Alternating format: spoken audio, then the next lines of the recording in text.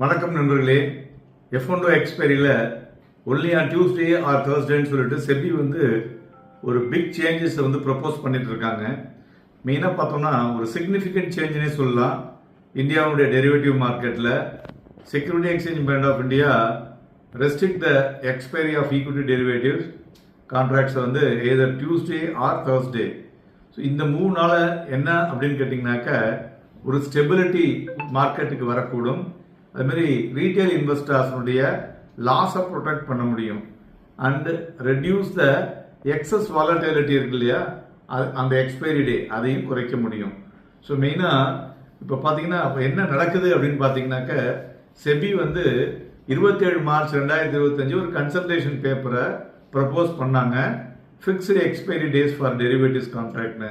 So இது முன்னாடியே implement through the circular released on May 26, 2025.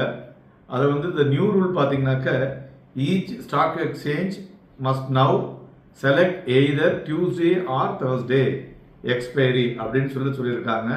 அதனால் வீக்லி பெஞ்ச்மார்க் இண்டெக்ஸ் ஆப்ஷன்ஸ் கான்ட்ராக்டில் இது ஒரு பெரிய ஒரு திருப்பத்தையும் கொடுக்கக்கூடும் என்றும் எதிர்பார்க்கலாம்.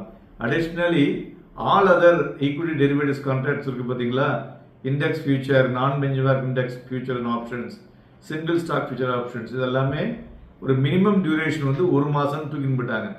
ஸோ இன் டேர்ம் என்ன சொல்லணும்னா, அதாவது நிஃப்டியில் ஒரு கான்ட்ராக்ட் வீக்லியும் சென்செக்ஸில் ஒரு கான்ட்ராக்ட் வீக்லியும் கொண்டு வந்துட்டாங்க. ஸோ அதனால் இது செலக்டட் வீக் டே, அதாவது எய்தர் டியூஸ்டே ஆர் தேர்ஸ்டே அப்படிங்கிற மாதிரி தெளிவாக சொல்லியிருக்காங்க. இதனால என்ன இம்பேக்ட் ஆஃப் லாசஸ் இந்த செக்யூரிட்டி டெரிவேட்டிவ்ஸ் மார்க்கெட்னு பார்த்தீங்கன்னா, இந்த ஸ்டெப்ஸ்னால பார்த்தீங்கன்னாக்க ஒரு rising volatility and investors losses இந்த டெரிவேட்டிவ் செக்மெண்ட் இருக்கு இல்லையா, இதெல்லாம் குறையக்கூடும். ரெண்டாவது, செபியோட அனாலிசிஸ் படி பார்த்தோம்னா individual traders incurred a combined loss of more than 1.8 lakh crore in 2024 F1 market, the last 3 financial yearல FY22 to FY24. அதனால 93% of the trades பார்த்தீங்கன்னா 9 out of 10 lost average of rupees 2 lakhs each. So அதனால் கிட்டத்தட்ட 3.5% of loss making traders, around 4 lakh individuals. இந்த ரிப்போர்ட்லாம் the average loss of 28 lakhs, 1% of the trader தான் இதில் ப்ராஃபிட்டை 1 லட்ச ரூபாய்க்கு மேலே பண்ணுறாங்க.